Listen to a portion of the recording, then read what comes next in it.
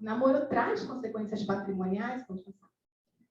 E aí, muitas vezes, as pessoas falam, juntei as escovas de dente. Juntei as escovas de dente. Será que o meu namoro deixou de ser namoro e passou a ser uma união estável simplesmente pelo fato de eu estar morando junto?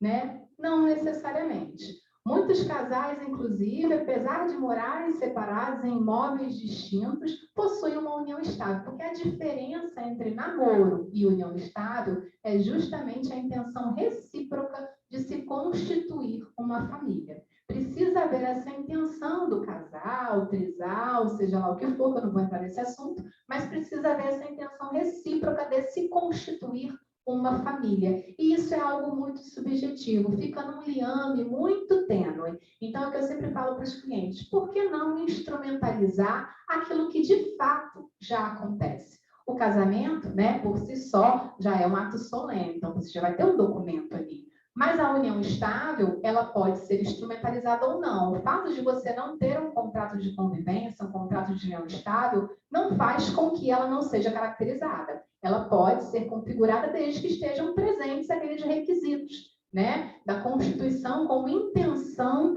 familiar, intenção de se constituir uma família, desde que a sociedade veja aquele casal como realmente um casal, marido, mulher, como realmente o são.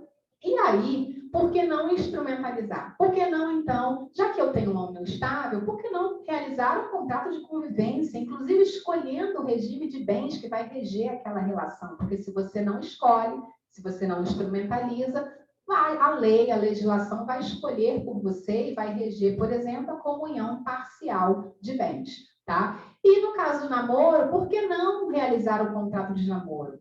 Né? Através do contrato de namoro, aquelas duas partes plenas, capazes, livres e desimpedidas, estão declarando naquele documento que até aquele momento, ali em que assinaram aquele documento, o que teve entre eles foi apenas um namoro. E esse namoro não tem consequências patrimoniais. Inclusive, deixar registrado nesse contrato de namoro que se futuramente for configurada ali uma união estável, porque presentes os requisitos da configuração da união estável, aquela união estável será regida pelo seguinte regime de bens, e você já deixa aquilo ali no instrumento, né? Uma coisa é aquilo que tem hoje. Não, mas não vai acontecer nada, a gente é namorado, mas você não sabe o dia de amanhã, né? Já aconteceu, inclusive, com clientes meus, namorados, em que um faleceu, né? A outra, a namorada, entrou judicialmente para ver reconhecida a união estável, porque ela dizia que ali não era namoro,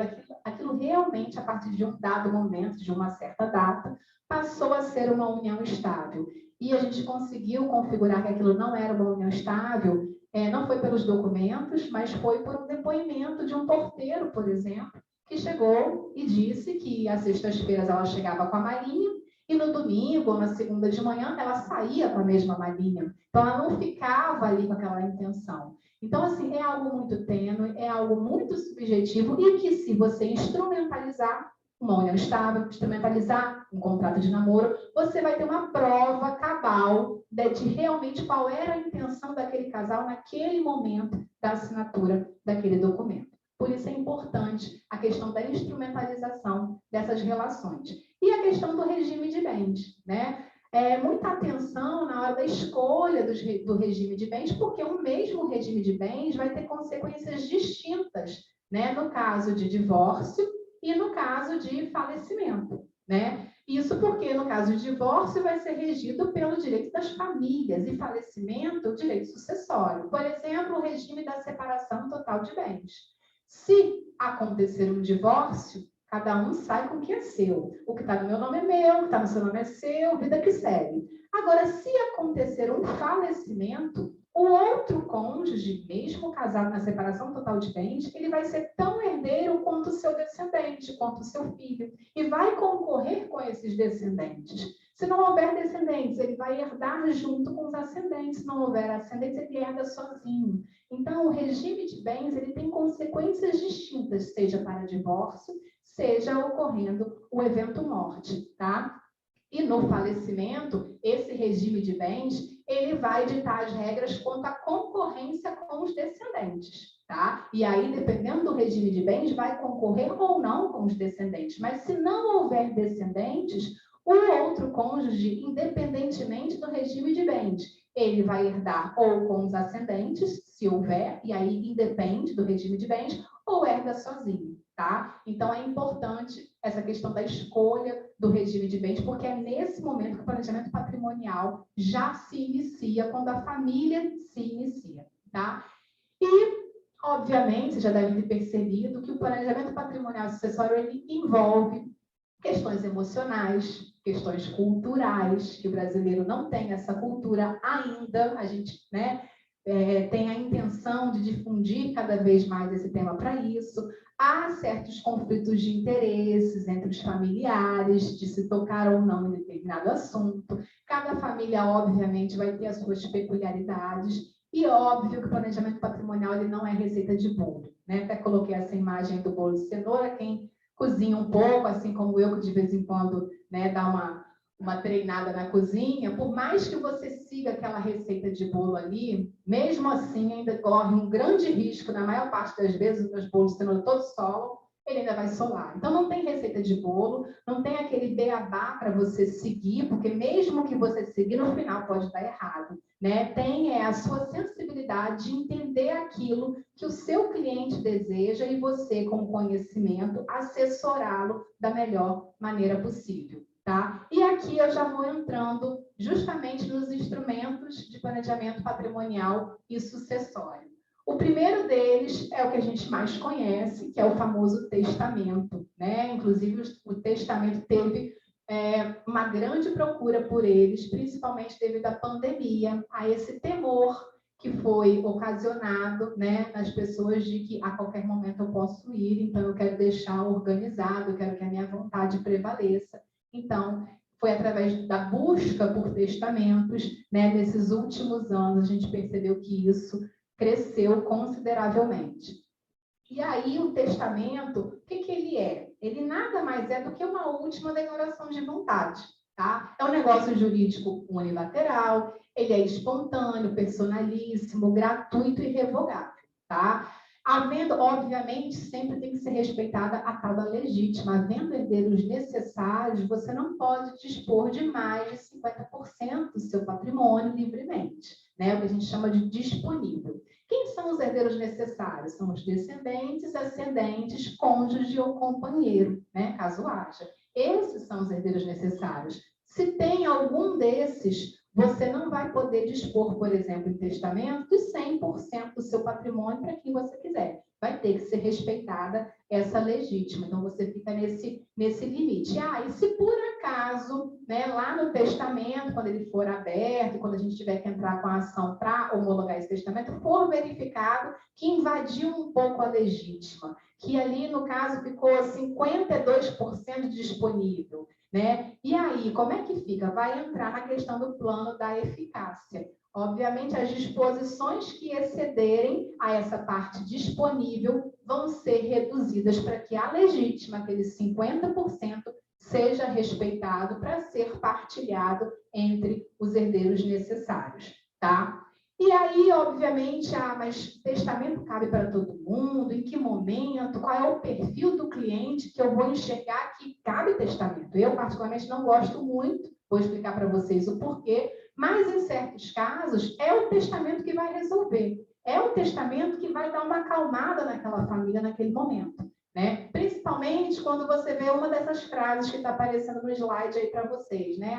Problema deles, quando eu morrer, eu não estou nem aí para os meus filhos. Eles que se virem no processo de inventário, não quero antecipar essa questão, né, comigo vivo e abrir esse debate com eu ainda em vida, não quero ouvir a opinião dos meus filhos quanto à minha decisão. Então, muitas vezes, para esse tipo de perfil, esse tipo de cliente, o testamento vai ser uma boa ferramenta, não só para esses, mas também para esses, né? E além do que o custo dessa transação, qual é o custo de eu fazer um testamento? Você simplesmente, é bom que se faça esse testamento público, né, registrado num cartório de notas, e você vai ter o custo da lavratura dessa escritura em cartório de notas. Aqui no Rio de Janeiro, algo em torno de 600 a 900 mil reais.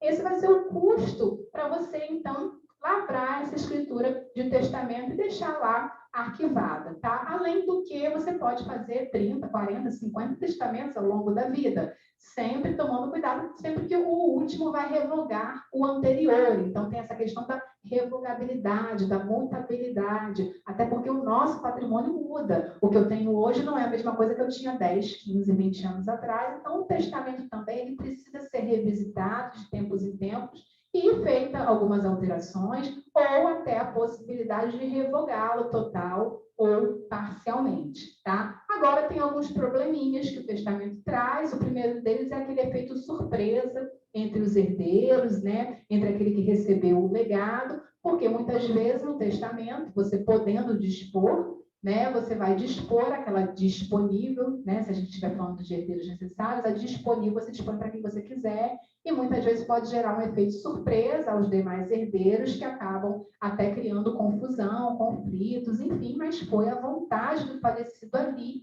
naquele documento. Muitos até falam, não vou fazer testamento público porque pode ser que um filho meu saiba o que eu testei, a minha vontade. Não é bem assim. Enquanto você for vivo, o seu herdeiro vai saber se você tem um testamento público ou não. Ele tira a certidão, ele vai ver se tem ou não testamento. Mas o conteúdo daquele testamento não vai ser publicado assim ao bel prazer. Vai ser só fornecido a quem tiver procuração específica para aquilo ou para o próprio testador. A partir do momento que há o óbito, aí sim, esse testamento pode ser fornecido, por exemplo, aos herdeiros, tá? Mas gera esse efeito surpresa. E para mim, né, que é a questão pior, é porque o testamento ele não evita o processo de inventário. O processo de inventário ele vai precisar acontecer. Você vai precisar, inclusive, alongar, né, e demandar um maior tempo para isso, porque vai ter que entrar com o processo judicial, que é a RAC, registro, arquivamento e cumprimento desse testamento em juízo, vai precisar que o Poder Judiciário se manifeste sobre aquilo ali, a legalidade daquilo ali e homologue, para depois você prosseguir com o inventário judicialmente, ou, né, temos a possibilidade do inventário extrajudicial, mesmo havendo testamento, tá? Tem aí esse RESP aqui do Rio de Janeiro, inclusive, julgado, se vocês quiserem anotar, que você pode realizar um inventário judicial, mesmo havendo um testamento, desde que esse testamento já tenha sido previamente homologado em juízo, tá? E aí, o outro instrumento que nós temos é, então, a doação. Vou fazer uma doação ao meu filho, né? Vou fazer uma doação de um bem com reserva de usufruto e tudo mais, né? Esse também é um instrumento de planejamento patrimonial e sucessório, né? No qual você sempre vai ter que respeitar a legítima. Também não é de qualquer maneira, se houver herdeiros necessários, a legítima tem que ser respeitada, sempre observando que, se esse bem que está sendo doado ele está saindo da disponível, precisa estar expresso no documento da doação. Essa escritura pública de doação lavrada precisa ter expressamente que aquele bem ali está saindo da disponível e que ele não será colacionado futuramente num futuro inventário. Caso contrário, se não estiver isso expresso, essa doação ela é considerada um adiantamento de legítima, um adiantamento de herança e precisar ser colacionada, vai precisar ser colacionada no inventário futuro, para que as contas ali batam entre os herdeiros, principalmente entre os herdeiros necessários, tá? Se não houver estipulação no contrato ainda dá para salvar no testamento. Você pode dispor no testamento determinada doação, de determinado bem, realizada em tal data, partiu, então, de um bem destinado a disponível, portanto, não é colacionável. Então, é importante que, no momento da doação, esteja expresso no documento se está saindo disponível ou não. Se nada estiver escrito, a lei entende que aquilo ali é um adiantamento de legítima, tá?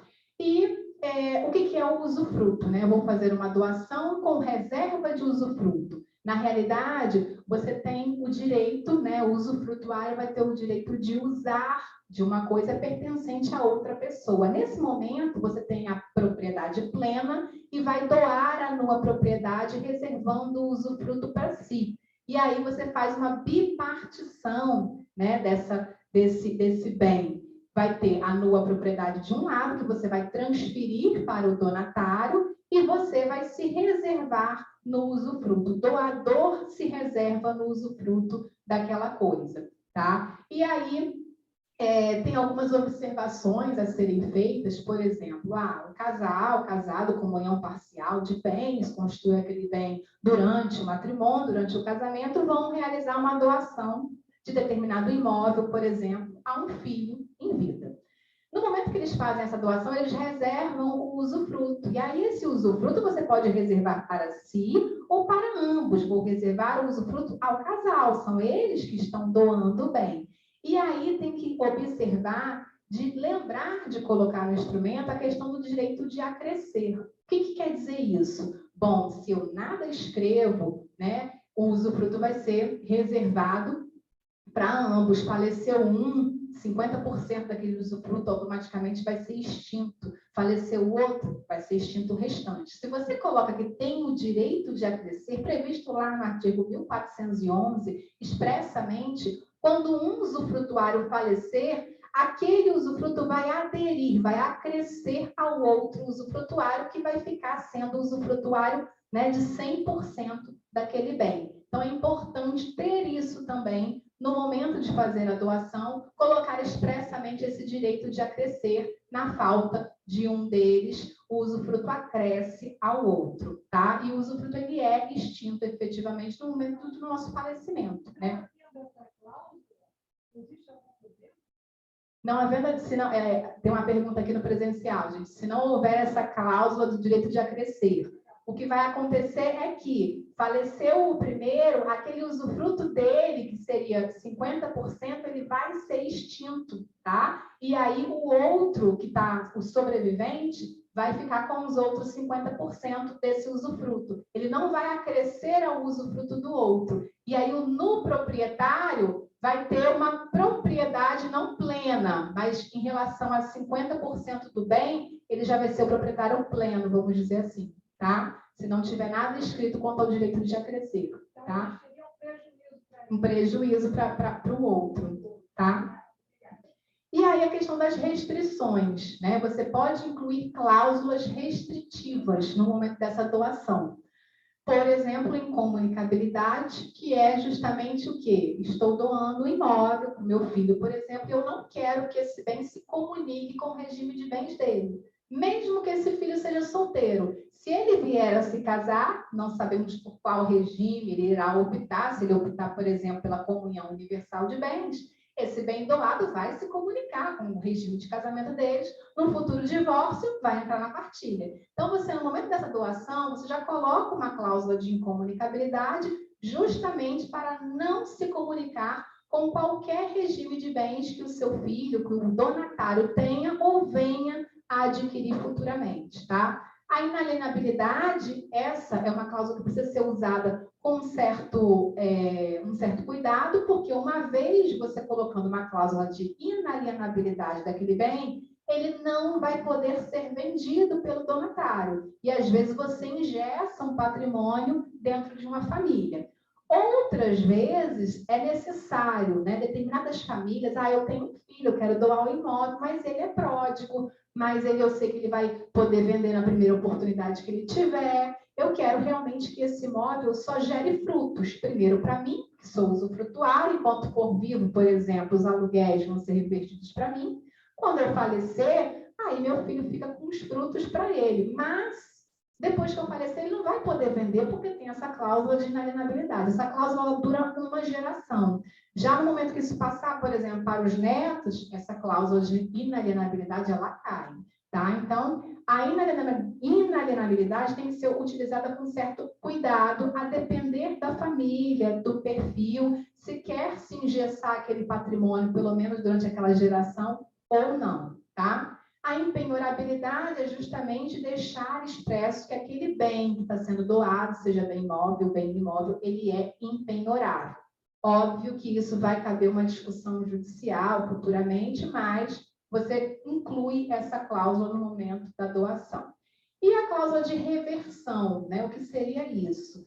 Se eu estou doando um bem, se o donatário que está recebendo esse bem falecer antes de mim, do doador, Esse bem, né, naturalmente, pela ordem natural das coisas, teria que ser aberto um inventário em nome do donatário para que esse bem seja transmitido aos herdeiros desse donatário. Se tiver uma cláusula de reversão, esse bem vai voltar ao patrimônio do doador. Obviamente, vai ter que pagar o imposto de doação de volta, tá? O ITCMD. Mas você, pelo menos, previne aí, evita um processo de inventário, né? Faz com que esse bem volte ao patrimônio do doador para que ele redistribua da melhor maneira possível que ele convier. Então, você inclui essa cláusula de reversão, que é uma segurança a mais para esse doador, em caso do donatário que está recebendo o bem falecer primeiro que ele. Pode passar. E aí a questão da consequência, né, da doação, que ela tem uma eficácia basicamente imediata. Doei, está doado. Eu transferi a nua propriedade, eu fico só com o usufruto. Que muitas famílias falam, mas eu vou ficar na mão do meu filho, do meu herdeiro, de quem recebeu esse bem. Bom, muitas vezes acaba ficando, porque ele vai ter a nua propriedade, você vai ter o usufruto. Né? Obviamente, ele está impedido de vender esse bem, se não tiver a cláusula de inalienabilidade, ele está impedido de vender esse bem? Não, ele pode vender esse bem porque ele é o no proprietário.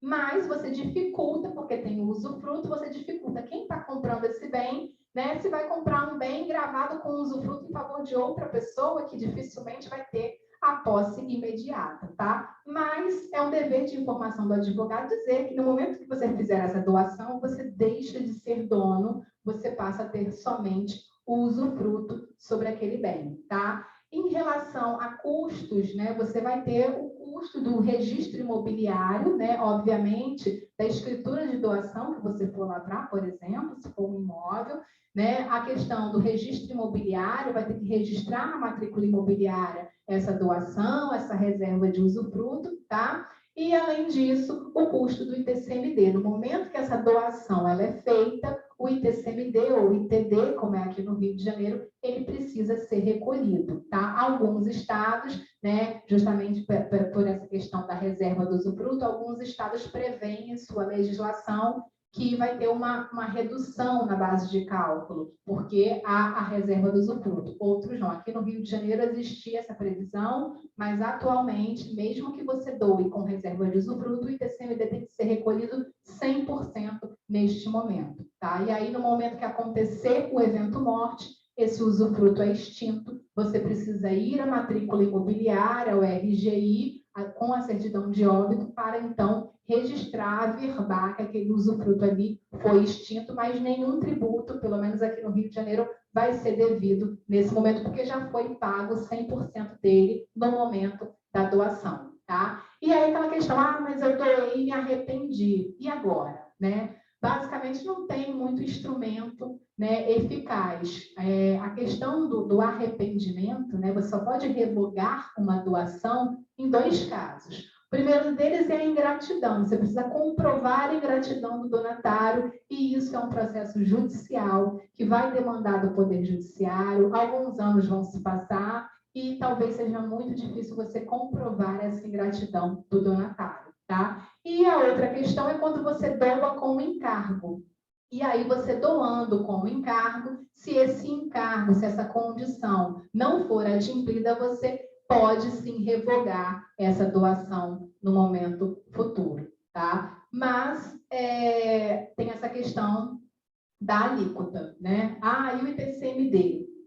Eu consigo ter uma economia fazendo a doação? Muitas famílias falam assim, entre eu fazer a doação agora e eu deixar para que isso, né, para que esse bem, que eu faleça com esse bem no meu nome, meus filhos, meus herdeiros tenham que fazer o inventário, eu não vou economizar nada. O ITCMD eu vou pagar da mesma maneira. Bom, né, não podemos olhar por esse lado. Primeira coisa, a primeira economia que você faz é porque você garante a alíquota atual do ITCMD. Esse imposto estadual, ele vai aumentar, invariavelmente. Quem define hoje qual é a alíquota máxima que os estados podem fixar de ITCMD é o Senado Federal, através de uma simples resolução. E a resolução hoje que está vigente, ela é de 1992, então ela já tem um tempinho aí, né, já vai para 30 anos, e ela prevê que o teto máximo que os estados podem fixar é de 8% de ITCMD. E muitos estados já, né, trabalham com essa alíquota máxima. Hoje você pode revirar Brasil de cabeça para baixo, você não vai encontrar nenhum estado que tenha uma alíquota maior do que a de 8%. Porém, já existem projetos de resolução tramitando no Senado Federal, inclusive propostos por senadores e pelo CONFAZ, que visa majorar esse TCMD, que hoje é de 8%, um projeto visa majorar para 16% e outro projeto para 20%. Né? E esse aumento, uma hora vai chegar, né? Mais dia, menos dia. Eles não vão mexer no ICMS, porque a população vai chiar no primeiro momento. Mas no ITCMD, que é um imposto que vai incidir só se houver doação e só se houver morte, eles já consideram mais palpável. E como uma simples resolução do Senado Federal, e o Senado Federal, né, os senadores representam nada mais, nada menos que o interesse do próprio Estado, o Estado precisa arrecadar. Então, esse imposto, infelizmente, ele vai aumentar. Não sabemos quando, mas essa é uma certeza que nós temos. Então, se você realizar, por exemplo, uma doação hoje, você está garantindo a alíquota de hoje. Daqui a 5, 10 ou 15 anos, quando, né, precisar ser aberto um inventário, não sabemos qual a alíquota estará sendo praticada. Além disso, né, dependendo de onde esses bens se localizam, se a gente estiver falando, por exemplo, de bens imóveis, né, a serem doados, dependendo da legislação estadual, você pode ter uma economia considerável, sim, realizando uma doação. E aqui eu dou o exemplo, mais uma vez, do Rio de Janeiro, que é de onde eu falo, a alíquota ela é progressiva, ela vai de 4% até 8%. Se a gente está falando de um inventário, por exemplo, uma família com 4 imóveis de R$500 mil, se a gente está falando de inventário, no inventário o ITCMD ele é calculado sobre o total do patrimônio. Nesse caso, R$2 milhões. Então, o ITCMD que vai incidir vai ser de 8% sobre R$2 milhões.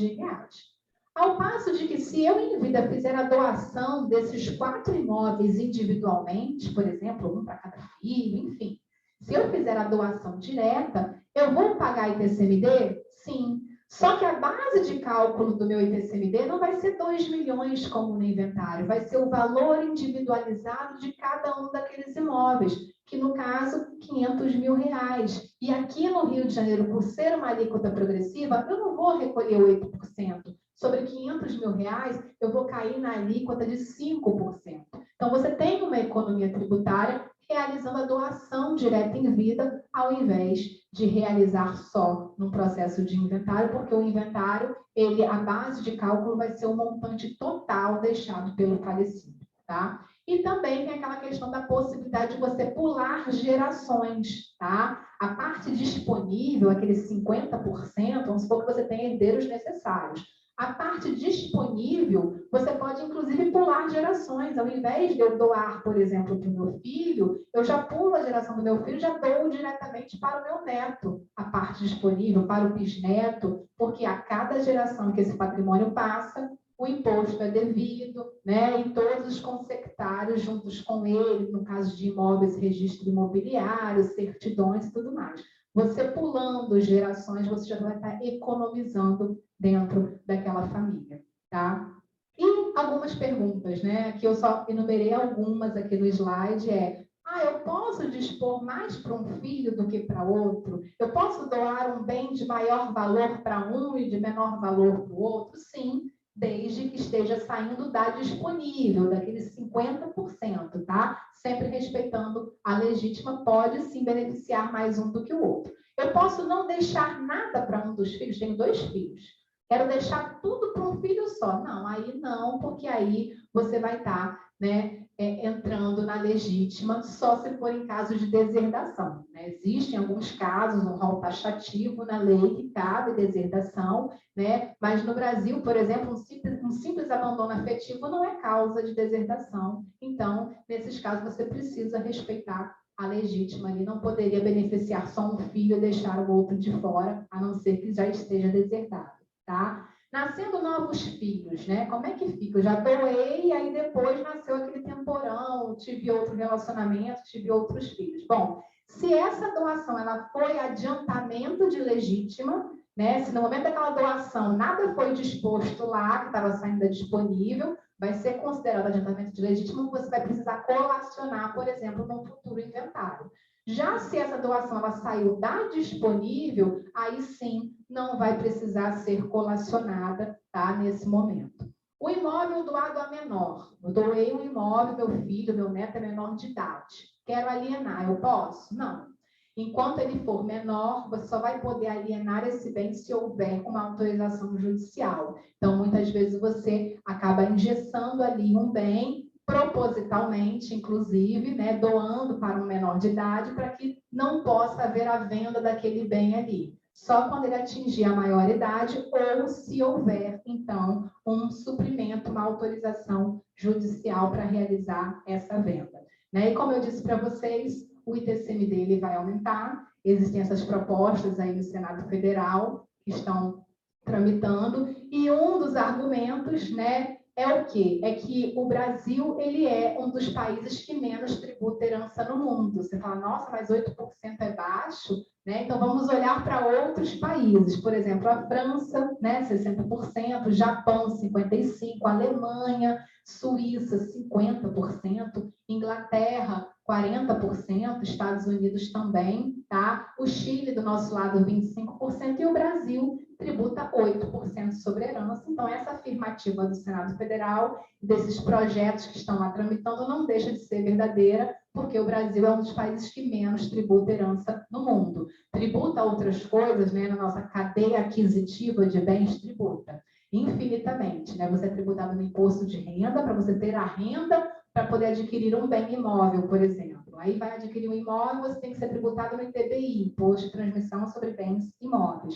Depois, você está com o imóvel, você vai ser tributado, por exemplo, no IPTU, anualmente. Imóvel foreiro à União, foro anual, taxa de incêndio. Aí você vai vender o imóvel. Bom, uma alegria quando compra, outra quando vende. Vai vender o imóvel, vai ser tributado também. Imposto de renda sobre ganho de capital. A gente compra um imóvel, por exemplo, a R$100.000, vende a 200 mil, você tem ali um lucro imobiliário, um ganho de capital de 100 mil, sobre esse valor vai ser tributado, nesse caso, 15% de imposto de renda sobre ganho de capital. Tá? Se o imóvel for foreiro à União, pois vai ter que pagar lá o DEM no momento da venda. Então, a todo momento a gente está sendo tributado, e na doação ou na herança também não é diferente. O ITCMD ele vai incidir aí. Tá? Um outro instrumento também muito bom e eficaz é o seguro de vida. Ele é um instrumento de planejamento sucessório, tá? No qual esse seguro de vida ele visa o quê, principalmente? A escolha, né, dos beneficiários ela é livre, né, nesse seguro de vida, e a gente tem essa questão justamente que no momento que acontecer o óbito, esse valor ele vai ser resgatado, vai ser liquidado, vai estar disponível ali para aquele que for nomeado beneficiário. Tá? E aí vai ter uma liquidez imediata, livre de imposto de renda, livre de TCMD, livre de inventário, não precisa de autorização judicial, basta a certidão de óbito para ver o resgate daquele valor que está no seguro de vida, trazendo liquidez aos herdeiros, né? Tem até aquela notícia da questão da amante, né, que ela não pode ser beneficiária, mas isso, gente, é uma previsão que existe no Código Civil, lá no 793, que diz o quê? É válida a inscrição do companheiro como beneficiário. Pode, o companheiro pode ser beneficiário de seguro de vida, se ao tempo do contrato o segurado era separado judicialmente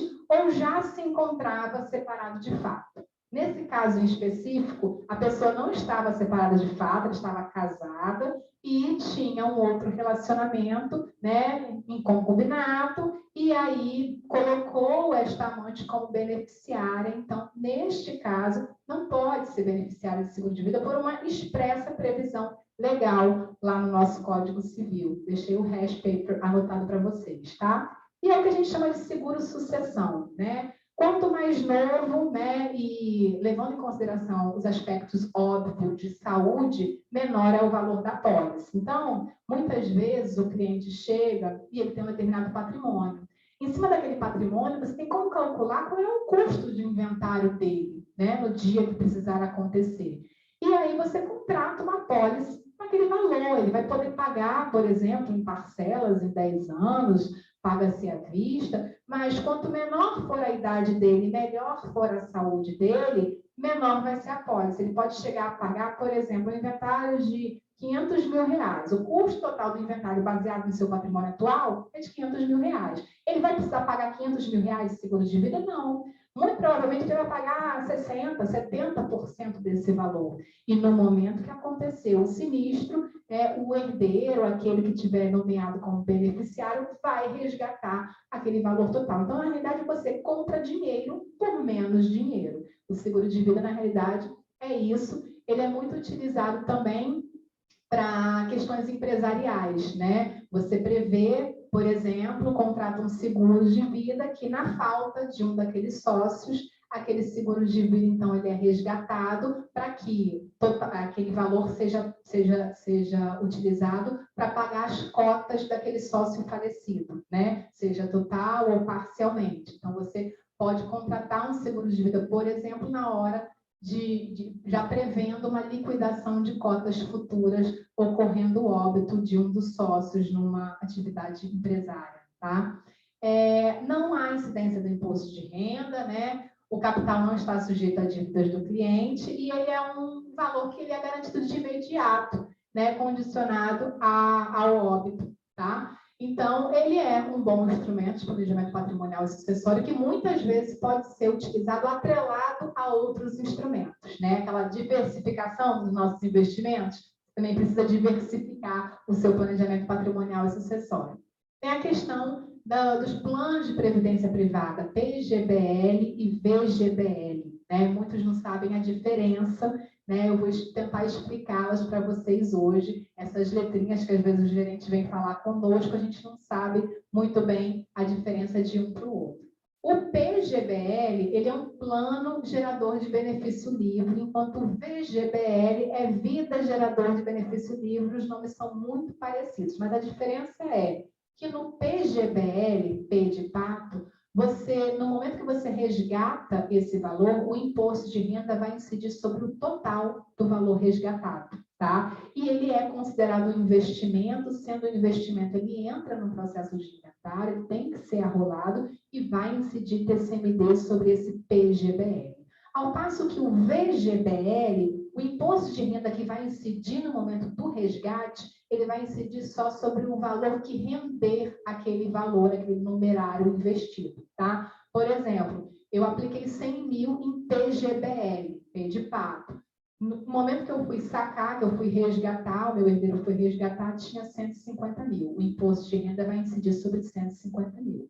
Ao passo de que se eu tivesse reportado esse valor em VGBL, no momento que for fazer o resgate dos 150 mil, o imposto de renda vai incidir só sobre 50 mil e não sobre o valor total resgatado, tá? Mas o PGBL, com P de pato, você pode deduzir no seu imposto de renda ano a ano um certo percentual, tá? Essa é a vantagem dele, mas em termos sucessórios, ele acaba sendo muito mais oneroso e o VGBL se mostra mais atrativo, ao passo de que, na maior parte das vezes, ele é considerado um seguro de vida, tá? E sendo um seguro de vida, não entra no inventário, não incide TCMD, o resgate dele é feito simplesmente com a certidão de óbito, não precisa de ordem judicial.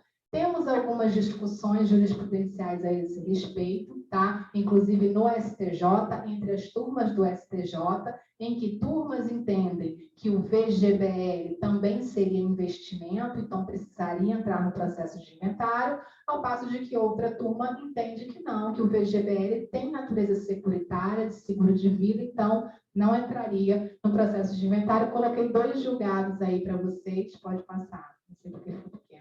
E aí, esse tema hoje, ele está na Corte Especial do STJ, justamente para definir, foi para a Corte Especial em fevereiro, agora de 2022, para definir, dar um ponto final, se o VGBL é investimento ou se o VGBL tem natureza securitária, porque isso gerará efeitos num futuro processo de inventário, quanto, inclusive, ao recolhimento do ITCMD sobre esse valor resgatado, tá? Então, são cenas dos próximos capítulos que a gente tem que acompanhar, mas por hora, aqui, inclusive no estado do Rio de Janeiro, a jurisprudência dominante, que inclusive declarou inconstitucional um dos artigos da nossa lei estadual que rege o ITCMD, justamente de que sobre o VGBL não pode incidir ITCMD, já que ele tem uma natureza securitária, tá? Aqui essa é a jurisprudência do nosso estado do Rio de Janeiro, por enquanto, até o momento.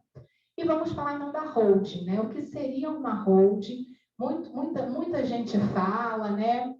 Nas redes sociais, na internet, famílias procuram holdings para administrar os seus imóveis, isso é bom, isso não é, qual é o benefício que isso traz, né? E aí, o que vem a ser o termo holding, tá? Aqui é um trecho do livro do Dr. Gladstone Hamed, inclusive eu indico a leitura sobre holding familiar, holding patrimonial, tá? Que o holding, ele vem do verbo inglês to hold, que é segurar, que é deter, que é justamente você manter a guarda, sustentar, controlar. É esse controle no qual você, através de uma pessoa jurídica, né, organiza o patrimônio daquela família dentro, por exemplo, de uma holding. Tá? As finalidades são as mais variadas, por isso que é sempre importante ouvir o cliente, entender a necessidade dele, e de acordo com a necessidade dele, você vai adequar a determinadas finalidades. Mas, através de uma holding, por exemplo, a gente consegue uma proteção patrimonial, conseguimos uma organização societária, uma organização patrimonial,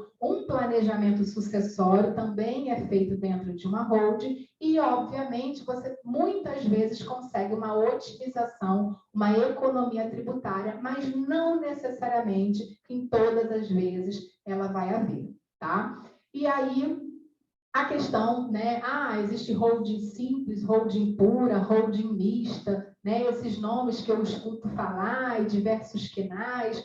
O principal é que na holding pura, o objeto dela é pura e simplesmente participar de outras sociedades. Quando a gente fala de holding mista, além dela estar participando, ela também pode explorar alguma atividade empresarial, tá? As sociedades de participações, ela tem no seu objeto a participação em outras empresas, mas sem a função de controle. Então, muitas vezes você vai ver uma holding que não tem necessariamente o controle sobre outras sociedades, tá? E as administradoras de imóveis próprios, que a gente vê muito, né?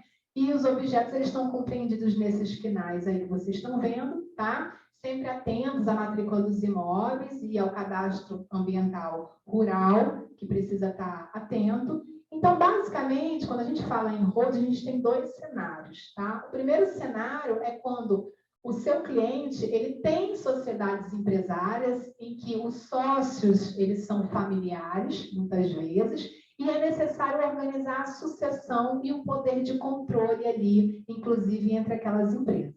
E tem um outro cenário que é onde não há sociedade empresária, seu cliente não é sócio de nenhuma empresa, tá? Mas ele busca constituir uma sociedade que vai ter a função justamente de administrar esses bens próprios da família, tá? E diversos nomes a gente vê por aí, né? Holding familiar, holding imobiliária, holding patrimonial, holding rural, médica, holding de participações. O nome, gente, é o que menos importa. O que importa é você entender o que é uma holding, tá? Muitas vezes se utiliza, por exemplo, a holding médica entre os médicos com o objetivo principal, por exemplo, de proteção patrimonial, já que é uma atividade com tanto risco que eles exercem, estão ali sofrendo, né, autuações, sofrendo ações, inclusive de indenização, precisam, através de uma holding médica, que se dá esse nome pelo mercado, justamente proteger esse patrimônio pessoal deles, desvinculando da atividade econômica que eles exercem. Holding rural, por exemplo, para imóveis rurais, equipamentos rurais, né? No nosso agronegócio, já são legislações específicas que a gente precisa estar atento. Holding imobiliária, quando está envolvendo imóveis daquela família, e por aí vai, tá? Mas a nomenclatura é o que menos importa para a gente poder entender. As formas são, basicamente, limitada ou SA, tá? A limitada hoje, é possível a limitada unipessoal com um único sócio, o que fez, né, inclusive ano passado, a Eireli, essa empresa individual, né, ela foi extinta, inclusive pela Lei 14.195, tem o ofício do DREI 3510 de 2021. Então, todas as empresas que eram ELIs precisam se transformar em limitadas unipessoais, e as novas que nascem com um único sócio já nascem como limitadas unipessoais, tá? E as sociedades anônimas, porque a gente traz essa questão, esse conceito de holding justamente da Lei de Sociedades Anônimas, que nos autoriza ter como objeto social, por exemplo, único e exclusivamente participar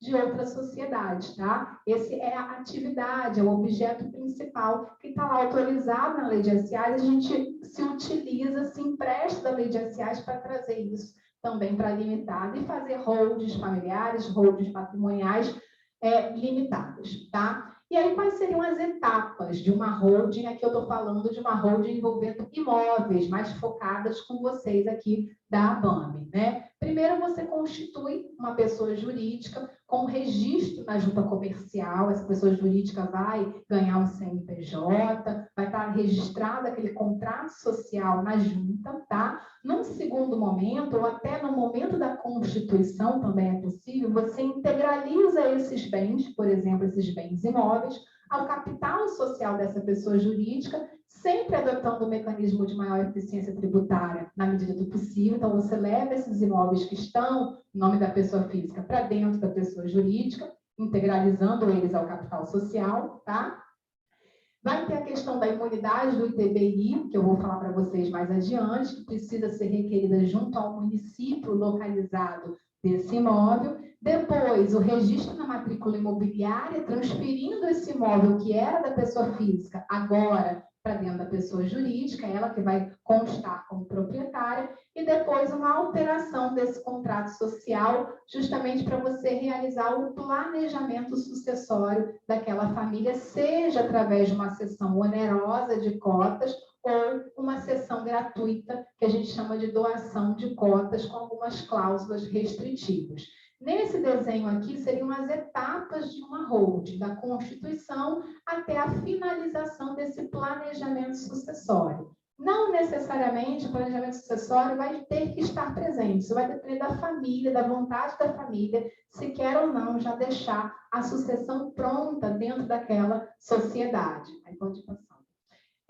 Aqui é só um desenho, né, para que vocês entendam. A pessoa física detém o patrimônio, né, constitui uma pessoa jurídica, leva para dentro dessa pessoa jurídica os bens, no caso, imóveis, mas poderiam ser bens móveis também, cotas de outras sociedades, veículos, aplicações. No caso, leva esses imóveis integralizando ao capital social dessa pessoa jurídica e, num segundo momento, eles doam ou eles cedem onerosamente as cotas dessa empresa aos filhos, aos netos, a quem vai receber essa sucessão, tá? E aí, sempre buscando, inclusive, uma tributação menor nesse imposto de doação sobre a doação dessas cotas, tá? E aí, algumas observações no momento da constituição dessa holding, né? Casal pode ser sócio, né? Marido e mulher pode constar no quadro societário como sócios? Podem, mas tem algumas restrições legais se eles forem casados na comunhão universal de bens ou na separação obrigatória, não poderão. Então eu vou fazer a holding? Sim, você faz a holding comum dos cônjuges, constando no contrato social, e ele integraliza esses bens com anuência e interveniência do outro, tá? Ao capital social dessa pessoa jurídica, e depois faz todos os atos normalmente. Mas ao invés de constar marido e mulher no quadro societário daquela empresa, daquela holding, vai constar apenas um, justamente porque tem essa restrição legal no nosso Código Civil. Servidor público pode ter holding? Pode ter uma empresa? Pode. Não tem problema nenhum, ele pode constar do quadro societário. A única vedação é que o servidor público não pode ser administrador. E aí ele vai ter que nomear outro que pode ter grau de parentesco ou não para ser o administrador daquela sociedade. Mas ele pode, sim, ser sócio de uma holding. E aí, no momento que eu tiver que levar esses bens para dentro da holding, por qual valor que eu levo? Né? Essa é uma dúvida. Eu levo pelo valor de mercado ou eu levo lá pelo valor que está lá no meu imposto de renda? Muitas vezes a gente compra um imóvel, fica 10, 15, 20 anos com ele, E lá no imposto de renda está aquele valor antigo, porque você tem que ir repetindo aquele valor ano a ano, a não ser que você realize alguma benfeitoria, né, e agregue valor ao bem. Mas a legislação, inclusive do imposto de renda, nos autoriza a levar esses bens imóveis, por exemplo, né, ou móveis, ao valor que está, ao valor histórico do imposto de renda. Então, você leva a esse valor do imposto de renda para dentro da pessoa jurídica, porque há uma previsão legal autorizando isso. Se eu levar pelo valor de mercado, o que acontece? Acontece que você vai ter que pagar imposto de renda sobre ganho de capital, porque lá no seu imposto de renda, por exemplo, aquele bem está por 100 mil. Se hoje ele vale 500 e você leva para dentro da pessoa jurídica por 500, vai ter 400 mil reais aí de ganho de capital e você vai ter que pagar 15% sobre esse valor, né? E o objetivo é economia tributária, então a gente leva pelo valor histórico do imposto de renda. Sempre observando que tem uma tabela lá na legislação também, né, quanto aos imóveis adquiridos, né, antes de 1988. Tem essa tabela que reduz a alíquota a ser paga de imposto de renda sobre ganho de capital. Então, no momento que você for integralizar, se for um bem imóvel, é bom ficar atento a essa tabela, porque pode ser mais vantajoso realizar pelo valor de mercado, mas a gente tem que olhar lá na frente, depois, no momento da doação dessas cotas, tá? Mas isso aqui é uma atenção que vocês precisam ter no momento de integralizar os bens, tá? E a imunidade tributária, né? Eu vou levar um bem imóvel para dentro de uma pessoa jurídica, isso é um ato oneroso, então eu terei que pagar ITBI. Espera lá, não é bem assim. Existe uma previsão na Constituição Federal que diz que toda vez que você integralizar um bem imóvel seu, da sua pessoa física, para dentro da sua pessoa jurídica da qual você é sócio, essa operação ela é imune de TBI, né? Salvo se você realizar atividade imobiliária em caráter preponderante. Isso é o que diz lá o artigo 156. E o que é atividade preponderante? Mais 50% do faturamento. Tá? Então, se você tem um bem imóvel, vai levar para dentro de uma holding, uma pessoa jurídica, integralizar no capital social, essa operação pode ser imune de TBI, desde que seja requerida junto à prefeitura, ao município onde esse imóvel esteja localizado, tá? E vai respeitar a questão do artigo 156, parágrafo 2º, que também se repete nas legislações municipais. Pode passar. E aqui é só um exemplo para vocês, tá? De como sai a decisão, por exemplo, na Prefeitura do Rio de Janeiro, tá? Você solicita a imunidade do TBI nessa integralização e é aberto um processo administrativo, onde eles analisam o que está sendo integralizado, aonde está sendo integralizado, qual é a natureza dessa pessoa jurídica, qual é o objeto dessa pessoa jurídica, e eles concedem essa imunidade do TBI através de uma certidão. Aqui eu coloquei uma cópia de uma decisão, tirando as partes, né? Mas essa imunidade do TBI, ela é condicionada, ela tem um caráter resolutivo. Qual é? Condicionada a quê? Condicionada a, eu vou te conceder a imunidade, mas eu vou te fiscalizar durante 3 anos, porque essa é uma empresa nova. Se fosse uma empresa já antiga, seria pelos próximos 2 anos. Eu vou te fiscalizar nos próximos 3 anos se você vai ou não vai realizar atividade imobiliária em caráter preponderante. Se você realizar, eu vou olhar o seu faturamento, eu vou olhar a sua contabilidade, você vai perder essa imunidade que eu te dei lá atrás e vai me pagar com juros, multas e tudo mais. Tá? Então, é concedida a imunidade em caráter resolutório, que é para quê? Para que a prefeitura possa te fiscalizar nos próximos 3 anos, ela vai ver se aquela pessoa jurídica realizou ou não atividade imobiliária em caráter preponderante, tá? E aí temos a questão do tema 796 do STF, que muito tem se falado, né? E quando a gente lê a tese, eu vou explicar para vocês o que aconteceu nesse caso. Quando a gente lê pura e simplesmente a tese, a gente até concorda com certas coisas, né? Que diz o quê? Essa imunidade do TBI, que eu acabei de explicar para vocês, prevista lá no artigo 156, inciso 1, parágrafo 2º, tá? Ela não alcança o valor dos bens que excederam o limite do capital social a ser integralizado, tá? O que quer dizer isso? Bom, eu vou integralizar um bem pelo valor histórico que está lá no meu imposto de renda. e vou pedir a imunidade do ITBI. Aí, quando eu chego na prefeitura, a prefeitura fala assim, não, existe um tema 796 lá da STF, que diz que a imunidade do ITBI eu vou te dar sobre o valor que você integralizou. Mas esse imóvel em valor de mercado hoje, ele vale muito mais, ele vale R$500 mil, você integralizou por 100. Então, sobre esses 400 mil, que é a diferença, eu vou te tributar o ITBI. E por aí as prefeituras começaram a fazer isso, em decorrência dessa tese firmada no tema 796, sem ao menos entender o que é que chegou no STF, né? O que chegou no STF, o lead case que chegou lá, foi esse aqui, esse CRE, que eu transcrevi, eu botei para vocês aqui, de Santa Catarina, num município lá de São João Batista, no interior de Santa Catarina, uma empresa, Luz Frama Participações Societárias Limitadas. O que ela fez? Ela tinha um capital social subscrito de R$24 mil, tá? Integralizado, com bens imóveis, mas o valor histórico desses bens imóveis era algo em torno de R$802 mil. E o que ela fez? Bom, vou integralizar os bens, que no meu imposto de renda é R$802 mil, mas eu vou jogar só 24 mil integralizado no capital social. Essa diferença de 700 e poucos mil, eu vou jogar em reserva de capital. E foi lançado na contabilidade como reserva de capital. O município de São João Batista, enxergando isso, falou, ok, você quer imunidade? A imunidade vai ser sobre os 24 mil que você integralizou. Mas essa diferença aqui entre o que você integralizou e o que está na reserva de capital, eu vou ter que te tributar o ITBI. E aí começou esse processo que chegou até o STF e gerou essa tese que vocês estão vendo aí. Mas aqui a gente fala de uma parte foi integralizada, outra parte foi jogada em reserva de capital. E foi isso que foi interpretado pelo STF. Mas os municípios, que a função é arrecadar, olhando simplesmente essa tese, conclui o quê?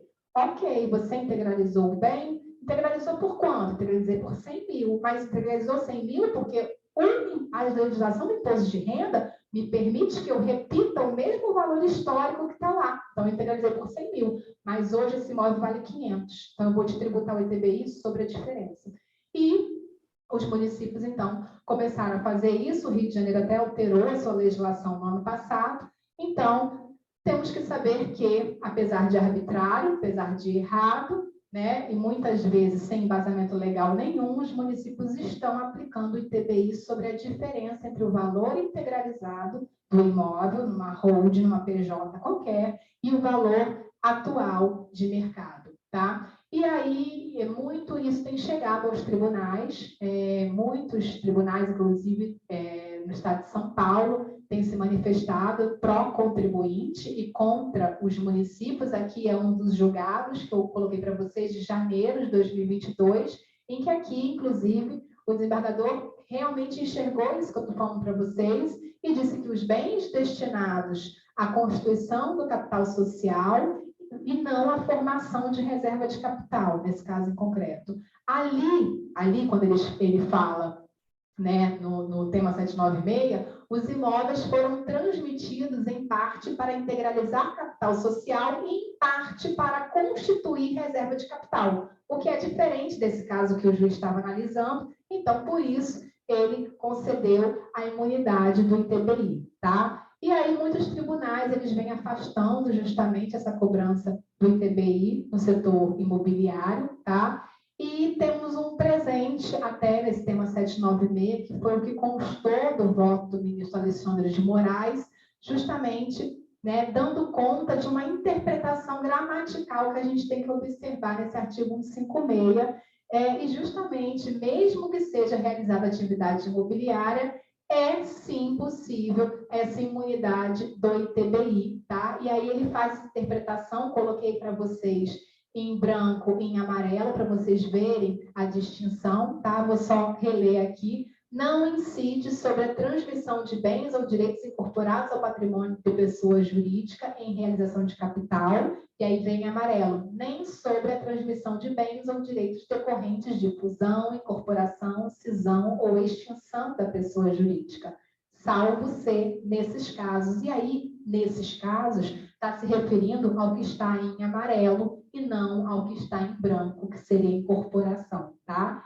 Então, por essa interpretação do ministro Alexandre de Moraes, conseguimos concluir que, no caso de incorporação de imóveis ao capital social da empresa, não importa se essa empresa realiza atividade preponderante imobiliária ou não, a imunidade tem que ser concedida, tá? Mas isso foi algo que constou no voto dele, ele até fugiu um pouco do que estava sendo pedido ali e acabou manifestando essa opinião dentro do voto, e em cima disso, os tribunais também começaram a se manifestar, tá? Temos decisão de Espírito Santo, São Paulo, Bahia, Ceará, nesse sentido, tá?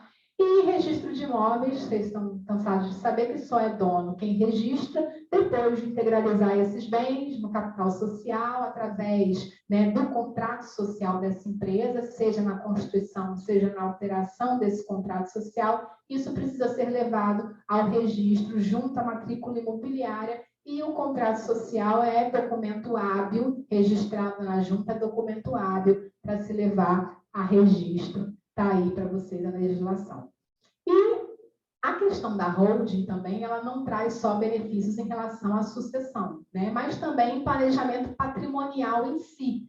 Você realizar uma organização patrimonial, inclusive trazer economia tributária para aquela família. Por exemplo, uma família que tem imóveis, que aluga esses imóveis. Se você aluga imóveis na pessoa física, né? Em tese, você tem um imposto de renda que tem lá uma alíquota progressiva, mas ele chega até 27,5%. Então, você recolhe sobre todo o rendimento de aluguel 27,5% na pessoa física. Ao passo de que, se esse aluguel for realizado dentro de uma pessoa jurídica, você pode ter uma economia tributária, porque a conjugação, a soma de todos os impostos que a pessoa jurídica vai precisar recolher em decorrência desse rendimento, dessa receita que ela teve de aluguel, vai girar ali em torno de 11,33% até 14,53%. Então, traz uma economia tributária, né, em relação ao imposto recolhido na pessoa física, tá? Além do que, você alugando em nome de uma pessoa jurídica, a pessoa jurídica figurando como locadora, ela é que vai recolher o imposto. Então, você sai daquele problema, né, que muitas vezes os locadores, pessoas físicas, acabam caindo na malha fina por discrepância de valores declarados. O locador declara um valor, o inquilino declara outro, a imobiliária declara outro. No momento que a Receita Federal conjuga esses valores, muitas vezes acaba caindo na malha fina. Então, você alugando na pessoa jurídica, é a pessoa jurídica que vai recolher o imposto, então você reduz em muito essas chances de malha fina, declaração de imposto de renda e tudo mais, tá? E tem outra questão também na alienação dos imóveis. Dependendo de como você constitui essa pessoa jurídica, e aqui hoje eu não vou exaurir esse tema, é só para despertar em vocês um interesse, para que depois vocês aprofundem, tá? Mas quando você constitui essa pessoa jurídica, e, por exemplo, vou fazer a venda dos imóveis. Se eu vendo na minha pessoa física um imóvel que eu adquiri, vai ter o ganho de capital. Sobre esse ganho de capital vai ter imposto de renda, que vai ficar entre 15% e 22,5% de imposto de renda, tá? Até 5 milhões, por exemplo, 15%. Já quando você aliena dentro de uma pessoa jurídica constituída para esse fim de compra e venda de imóveis e fazendo toda a contabilidade adequada, como, por exemplo, classificando esse imóvel num estoque contabilmente falando, você consegue reduzir essa tributação, que vai ficar entre 5,93% a 6,73%. Mas não é sobre o ganho de capital, é sobre o valor da venda. Então, aquela conta matemática precisa ser feita para ver o que é mais vantagem, como é mais vantagem eu constituir essa PJ, com qual fim, com qual objeto, com qual classificação contábil, já visando uma venda futura de um imóvel, e muitas vezes você consegue economia tributária dessa maneira, já realizando esse planejamento patrimonial e essa organização. Coloquei só um exemplo aí para vocês, tá? De um imóvel, por exemplo, adquirido há 15 anos atrás, por R$100 mil, vendendo esse imóvel por 900 mil, na pessoa física você pagaria R$120 mil. Na pessoa jurídica constituída para esse fim, com essa classificação contábil, você recolheria de tributação R$ 53.370. Então, é uma economia tributária a ser considerada nesse planejamento patrimonial, tá? E tem a questão do planejamento sucessório. Até agora a gente falou do planejamento patrimonial, que é constituir uma holding, colocar os bens lá dentro para uma melhor organização, né, desse patrimônio, inclusive ter a economia tributária advinda dos frutos desses bens, por exemplo, dos bens imóveis. E existe o planejamento sucessório, que é o quê? Dentro dessa pessoa jurídica, você já deixa a sucessão já planejada, já previamente feita, seja através de uma cessão onerosa das cotas ou gratuita, tá? E a gratuita se dá como? Se dá através de doação de cotas, por exemplo, com reserva de usufruto. Tudo que eu falei para vocês na doação se aplica aqui agora no momento que você for doar as cotas, sempre respeitando a legítima, se ela houver, se houver herdeiros necessários, tudo aquilo precisa ser respeitado, tá? E aí tem a questão, se forem casados, né, no momento da doação, ter a concordância, anuência e interveniência do cônjuge no caso de casamento. E aí a base de cálculo, né, do ITCMD, vou fazer doação de cotas, vai ter imposto? Vai, é o mesmo imposto se eu estivesse doando o imóvel diretamente, se eu estivesse no inventário, é o ITCMD que vai incidir também na doação das cotas. Porém, você vai precisar se ater qual é a base de cálculo. A base de cálculo vai ser o valor das minhas cotas, mas qual o valor? O valor nominal, o valor do patrimônio líquido, o valor da contabilidade? E aí você vai precisar olhar para a legislação do Estado, né, do doador. Não é o Estado onde a PJ foi constituída, ou o Estado onde os imóveis estão localizados. Não, é o Estado onde há o domicílio fiscal do doador, desse sócio, dessa holding que está doando essas cotas. É esse Estado que vai ditar as regras de qual é a base de cálculo e qual é a alíquota que vai incidir. Coloquei aqui duas legislações, uma de Goiás e uma do Rio de Janeiro, para vocês verem que há diferenças, às vezes são muito parecidas, às vezes não, tá? Mas a base de cálculo de doação de cotas, de uma maneira geral no Brasil, ela é sobre o patrimônio líquido, o PL. Então, é o balanço patrimonial feito daquela sociedade. E aí vai se chegar a um valor, e esse valor é que vai ser considerado como base de cálculo para esse TCMD, que aí muitas vezes você consegue uma economia tributária, né? Se você, por exemplo, considerar valor de mercado dos imóveis, né? Se fosse uma doação direta. E nesse momento dessa doação, pode ir passando, tem algumas cláusulas que você precisa inserir. Muitas eu já falei antes, né? Inalienabilidade, incomunicabilidade, impenhorabilidade, reversão dessas cotas. O donatário que recebeu as cotas faleceu antes do doador. Então, volta essas cotas ao doador, falecendo esse donatário. A administração permanente é muito importante, porque você consegue, apesar de doar as cotas, manter essa administração com aquele patriarca, com aquela matriarca que abriu essa holding, que constituiu essa holding. Os direitos políticos também precisam se manter com eles, direito de voto, direito de decidir dentro daquela sociedade. Tem a questão do mandato, também uma cláusula de mandato que você deixa já em poder deles. Call option, golden share, isso são nomenclaturas em inglês, porque a gente está lidando aqui com empresarial, societário, a gente usa muitos termos assim, mas call option é o quê?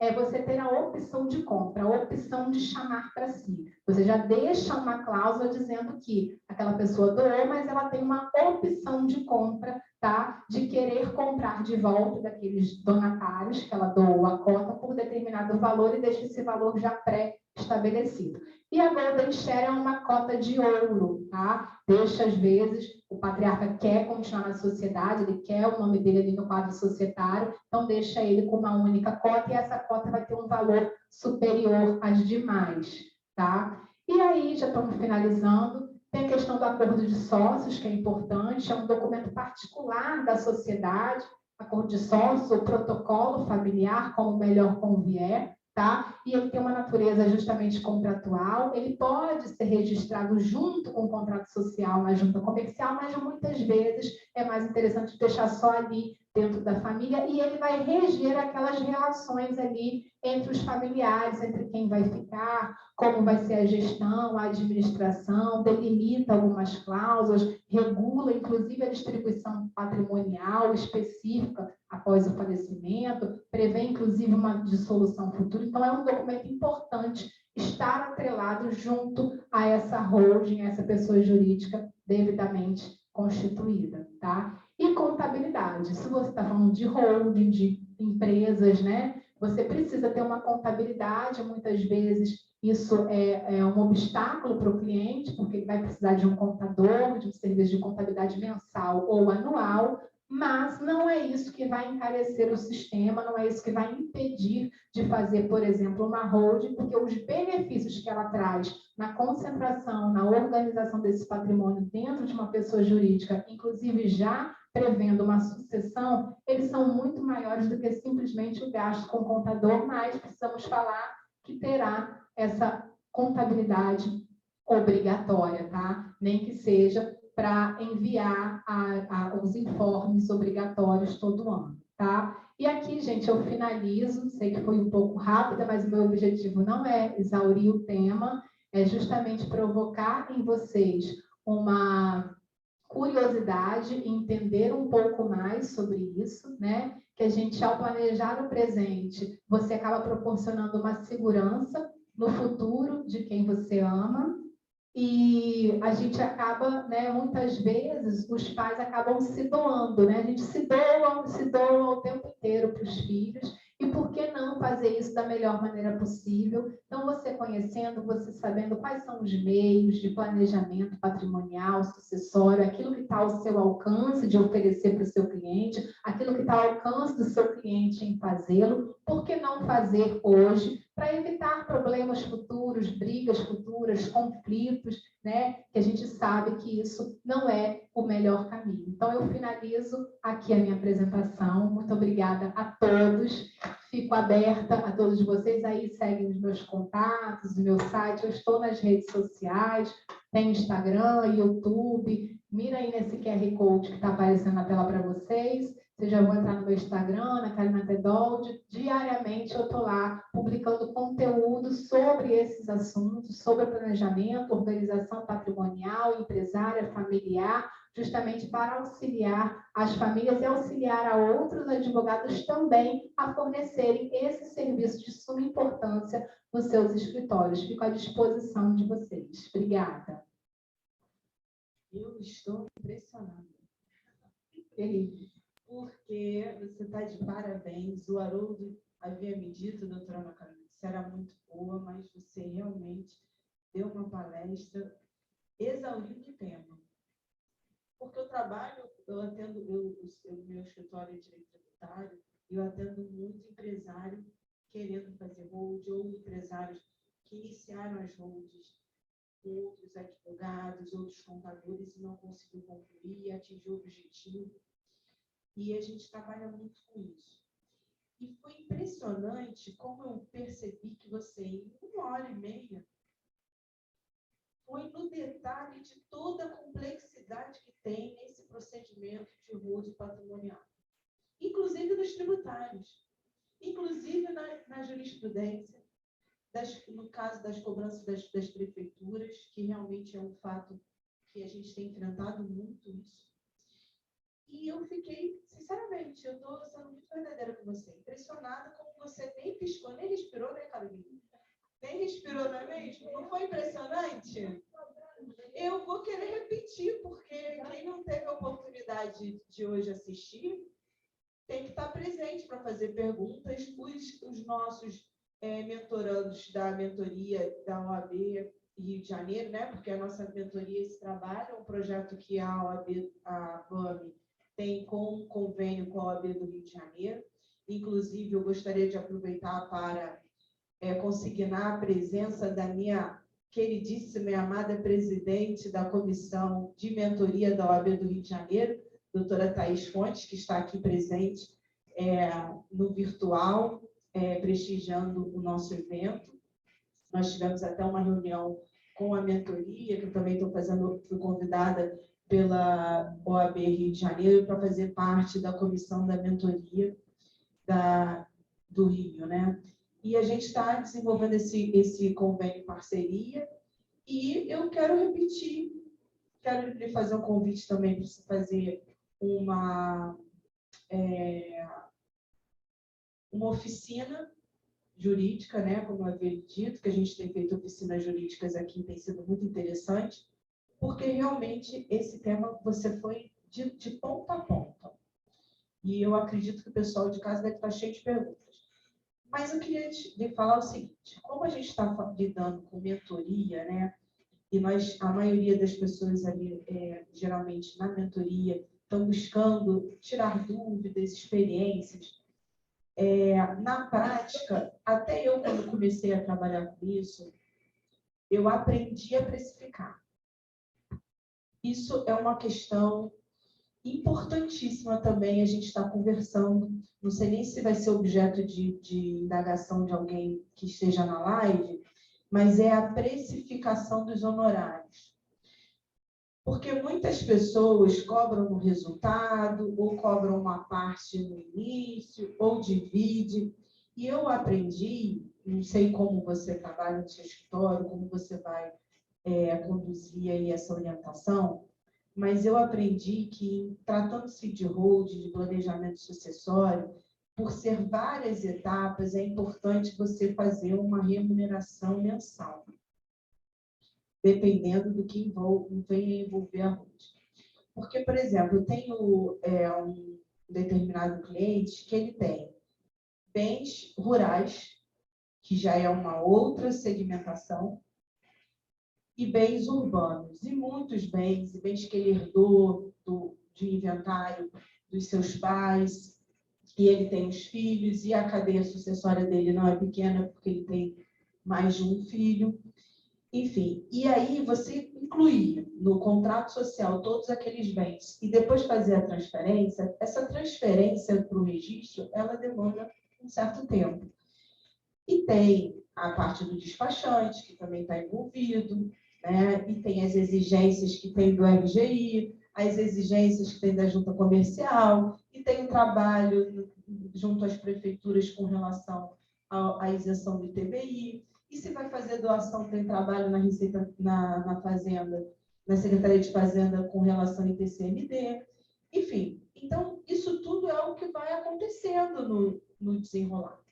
Então, uma das coisas que eu trabalhei no meu escritório, aí você vai me dizer como que você vai orientar o pessoal, que foi fazer metas, pegar aquele planejamento sucessório e desenvolver um pré-projeto para aquele cliente e estabelecer metas de atuação, para que ele veja o resultado e aquilo avançando.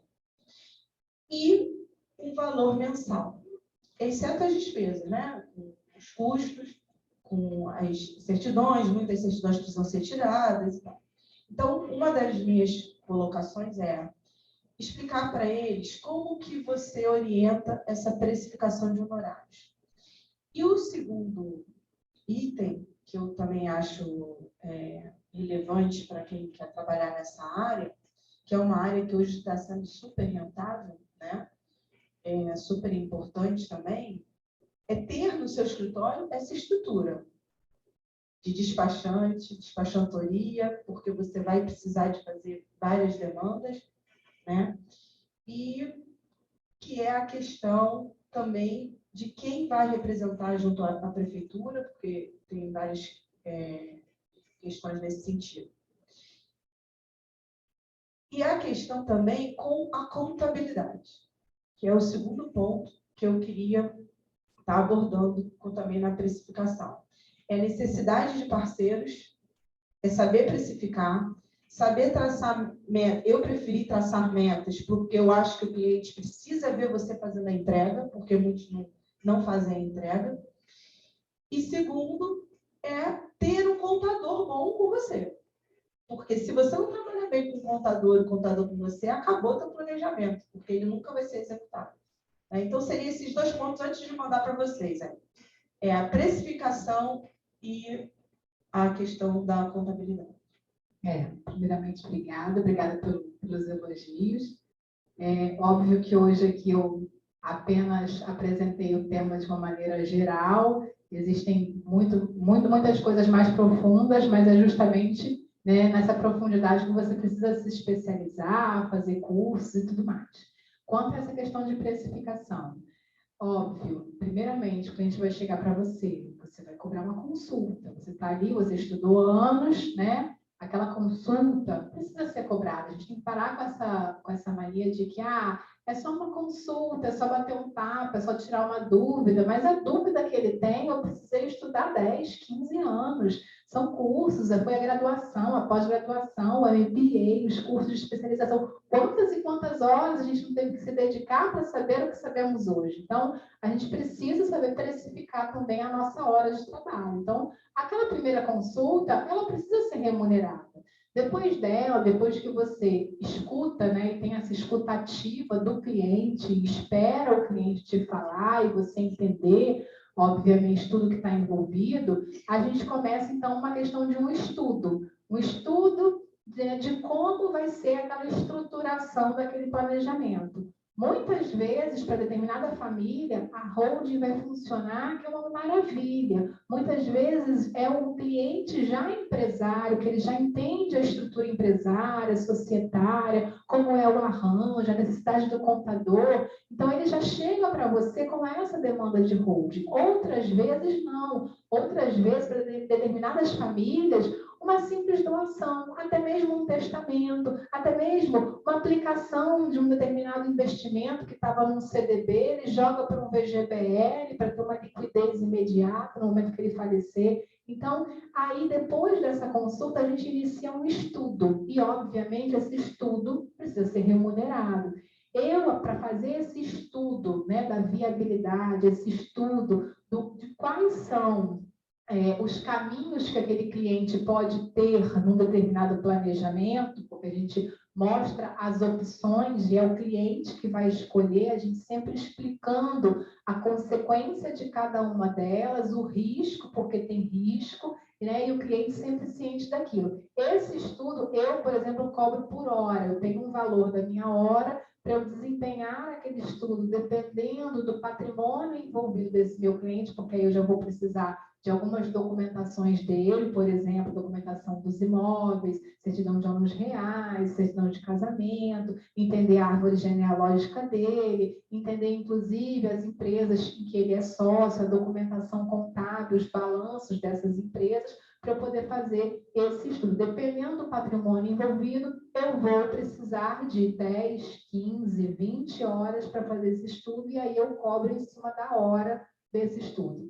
Uma vez apresentado esse estudo, obviamente, nesse estudo também já vai comportar qual seria os honorários em determinados planejamentos. E aí, em cada um deles, né, testamento, honorários é um, doação, auxílio na doação é outro, auxílio simplesmente em consultas é outro, e fazer uma holding, seja patrimonial, familiar, seja, inclusive, uma reorganização societária, às vezes, das empresas, daquele cliente, vai ser outro. Mas a gente também faz sobre essa forma, como você falou, de etapas, né? E aí isso tudo vai nesse plano de estudo que a gente já fez previamente, né? Esse arranjo que a gente fez para o cliente, até mesmo porque dependendo, quando ele vê aquele estudo e ele vê o custo, porque lá não vai estar só os meus honorários, vai estar o custo todo envolvido, custo com a junta comercial, com a prefeitura, ITBI, se incidir, se não incidiu, ITCMD, a base de cálculo,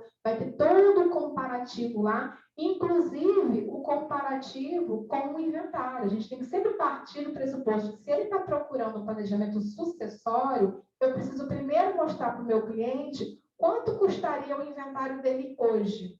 E por que se ele fizer o planejamento A, B, C ou D, ele vai ter uma economia? E qual é a economia que ele vai ter? Obviamente que ele vai ter outros benefícios, que é evitar briga, evitar conflito, inventários que se arrastam por anos, né? 1 ano, 2 anos, tudo isso ele vai evitar. Mas ele precisa visualizar a economia também que ele vai ter. E nesse estudo ele consegue visualizar justamente comparado a esse inventário, se é um planejamento sucessório que o cliente está procurando. Se o cliente está procurando um planejamento patrimonial, eu alugo imóveis, tenho imóveis, eu preciso mostrar para o meu cliente quanto que ele gasta de imposto de renda na PF dele, na pessoa física, e quanto que ele poderia economizar se ele pejotizar essa questão e se ele passar a alugar em nome de uma pessoa jurídica. Obviamente, vai comparar o custo, porque tem um custo para se construir a empresa, os tributos que são pagos.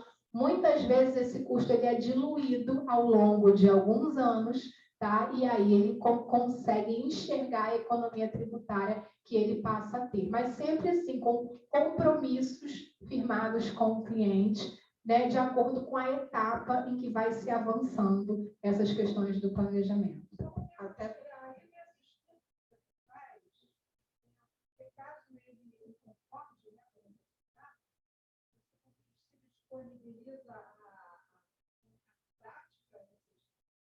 Sim, sim. O estudo vem com todo o valor, inclusive o planejamento dele já finalizado. Inclusive a execução, tá? Isso, isso. Agora, se simplesmente ele só quer um estudo com parecer jurídico para, de repente, colocar outra pessoa para executar, ok, o meu trabalho no meu estudo já foi remunerado ali. O que não dá é para eu fazer um estudo sem cobrar nada e ele procurar um outro profissional para executar. E eu trabalhei de graça, praticamente. Então, por isso que a gente... Isso, outro valor, O estudo é para ele saber os caminhos que ele tem, de acordo com o patrimônio dele, e qual o caminho que ele vai seguir, é ele que vai escolher com a minha orientação que eu vou dar, mostrando todos os riscos e as nuances que tem em cada um dos planos. E aí ele escolhe, depois disso a gente executa se ele fizer a contratação do serviço. Tá? Não, e é impressionante o seguinte, que é super rentável para o advogado esse tipo de demanda, né? O advogado que procura estudar esse tema, olha, o pessoal que está aí assistindo na internet, eu posso garantir a vocês que se o seu material vai ficar disponibilizado, então, o material da doutora Ana Carolina vai ficar disponibilizado somente para os associados. Quem não for associado já viu que pela palestra de hoje é bom se associar com ele. Já com esse material dela, vocês já vão conseguir já fazer a primeira reunião e a segunda. Já, porque ele está bem amplo. Ela diz que não foi detalhar, não detalhou, mas ela detalhou muitas coisas. O resto vocês vão pesquisando mais. Mas daí, com esse material, você já consegue fazer um bom trabalho. E ele abrange várias áreas do direito, abrange a questão do direito sucessório, abrange a questão do direito de família, abrange a questão do direito empresarial, abrange também tributário, empresarial, família, direito registral. Então, você vai transitar por diversas áreas do direito, aprendendo com profissionais que você vai lidar, porque, como a doutora Ana Carolina falou, de fato, esses profissionais, você vai conhecer muitos empresários. Eu trabalho muito com empresário, né? É por isso que eu falo dessa forma mais pesada, né? Porque aí ele vem com outras empresas, enfim, e com um patrimônio maior, e com filhos que são donos de outras empresas. Então, tem uma ramificação maior. Mas, como você bem falou, às vezes você pega uma família menor que quer fazer somente o planejamento patrimonial para reduzir a carga tributária. Tem muitas, principalmente aqui na ABAME, que a gente trabalha direito imobiliário, investidores no mercado imobiliário que querem fazer alocação. Você falou coisas importantíssimas que, em termos de tributação, que as pessoas fazem hold e colocam dentro da hold a tramitação dos aluguéis. E aí, chega na hora de pagar o imposto, não entende que o imposto está tão alto, mas foi na formação da hold que isso aconteceu. Enfim, então, eu acho assim que é um tema super... Eu adoro fazer, tá? Eu adoro trabalhar. É bem complexo, a gente sabe disso, mas eu acho que hoje, na área tributária, inclusive, É o que mais surge. Os clientes eles mais querem é isso. E, geralmente, sempre surge pelo patriarca. A nossa família ainda é muito patriarcal, né? Principalmente as pessoas que constroem patrimônio, né, que demandam na questão do direito imobiliário, patrimonial, elas são famílias e empresas patriarcais. A maioria das empresas que eu trabalho são empresas familiares, né? Então, é isso. Eu adorei. E vocês na internet? Vamos ver o que o pessoal da internet fala, porque eu estou vendo o pessoal aqui na BAME fascinado. São muitos elogios. A nossa associada, a doutora Rimena, falou excelente palestra. A doutora Juliana Marçal, excelente, doutora Ana Carolina. O Lúcio Moura, parabéns, doutora Ana Carolina. Muito esclarecedora palestra. A doutora Kátia, maravilhosa palestra. A doutora Norma, muito bom. A doutora Renata, assunto explanado de forma completa. Parabéns. A doutora Rimena, novamente, parabéns, muito bom. O doutor Leandro perguntou se fica disponível o vídeo. Eu já vou responder, que assim como material, o vídeo também é só para os nossos associados. O doutor Alex Leite, muito bom, parabéns. O doutor Milton Cardoso, parabéns, fantástica palestra. Doutora Juliana Massal, ela já até falou, vale a pena convidar a doutora Ana Carolina para uma autoexplanação. E tem mais. Esse aqui eu não sei quem é a pessoa, mas está falando parabéns, excelente palestra.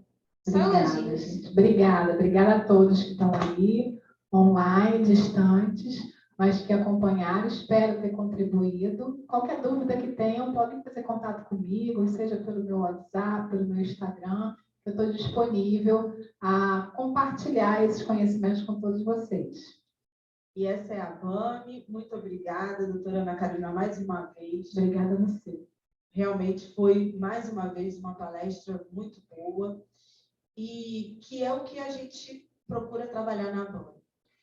A BAME é uma instituição de mercado para o advogado. Então, aqui a gente procura trabalhar a prática jurídica para tirar as dúvidas do advogado, para fomentar o mercado imobiliário. Então, eu fico muito feliz, como presidente da instituição, ter palestras desse nível, porque eu sei que isso agrada aos meus associados. E isso me deixa muito feliz. E eu gostaria de lembrar a todos que estão aí, que são associados e os que não são, tratem de ser. Mas também estão convidados para amanhã, que amanhã não será só para associado, vai ser um evento social na BAME, é uma oportunidade de você conhecer a nossa instituição, que será a inauguração da galeria de fotos dos ex-presidentes, e que será inaugurada a foto do presidente, ex-presidente Sidney Sanches de Santana, que foi na gestão do Dr. Sidney Sanches de Santana, que eu fui presidente da ABAME Jovem. Fundei a ABAME Jovem, porque não existia essa comissão aqui na ABAME.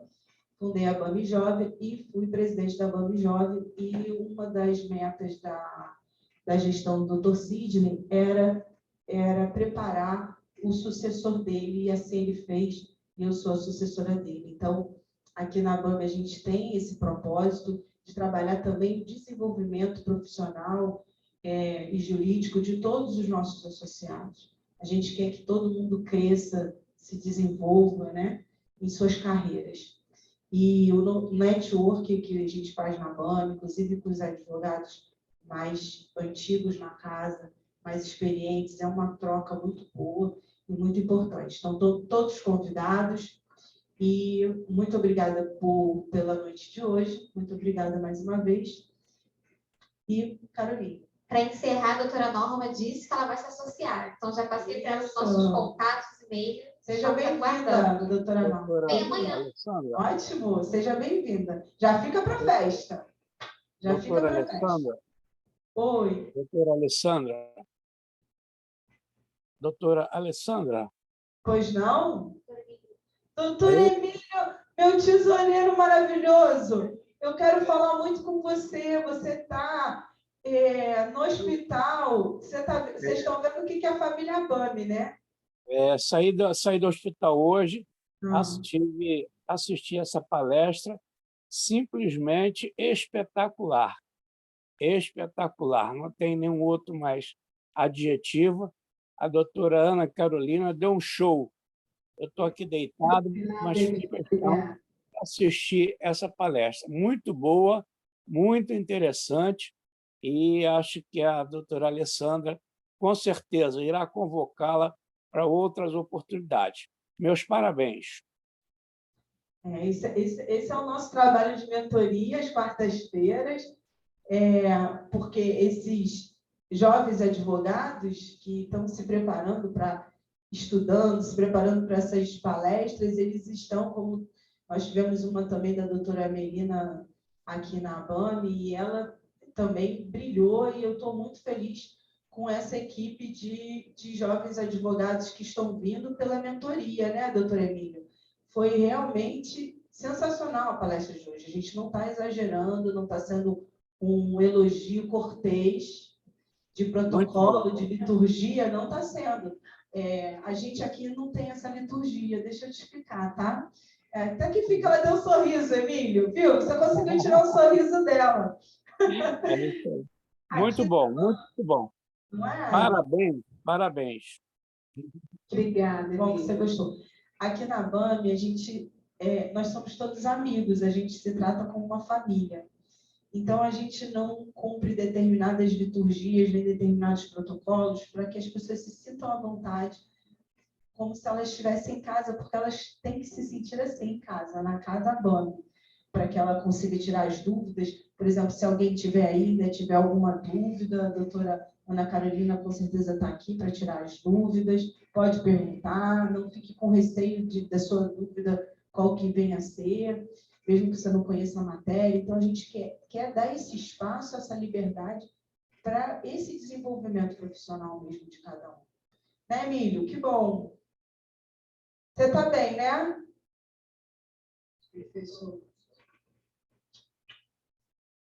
Eu estou ainda em recuperação, que eu operei ontem, né? E vim para casa hoje, mas a palestra valeu a pena. Valeu a pena. Ainda em recuperação, mas muito bem, graças a Deus. Tá? Quero aproveitar e agradecer a todos os colegas que mandaram mensagem, participando das orações também, mas graças a Deus a equipe médica foi tudo bem. E a doutora Carolina coroou hoje com a sua palestra. Espetacular, simplesmente. Uma boa Obrigada, noite. Emília. Obrigada. E melhoras, se recupere logo. Fique bom, hein? Preciso de você aqui. Obrigado, obrigado. Ele que tem a chave do cofre. Sem você aqui, o cofre fica fechado. Muito obrigado. Um beijo grande, Obrigado. Emília. Uma boa noite. Melhoras. Ó, o pessoal está aqui, todo mundo desejando melhoras para você. Muito obrigado. Muito obrigado. Um beijo grande. Um beijo para todos que estão na internet. Tchau, tchau. Está encerrado o trabalho. Tchau, gente. Obrigada. Obrigada, Alessandra.